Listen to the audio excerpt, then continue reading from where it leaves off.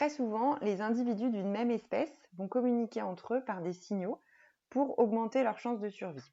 Donc on va voir quelles sont les modalités de cette communication entre les espèces animales. Alors durant cette communication entre les deux individus de la même espèce, il va y avoir transmission d'un message depuis l'organisme qu'on appelle l'organisme émetteur.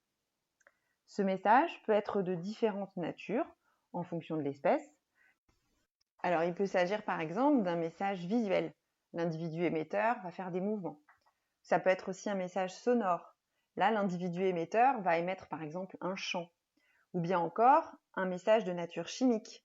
L'individu émetteur, dans ce cas-là, va émettre des hormones par exemple.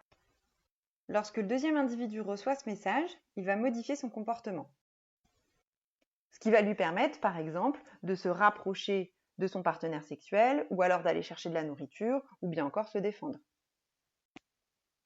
Donc la communication interindividuelle est très importante puisqu'elle s'inscrit dans la réalisation de plusieurs fonctions biologiques.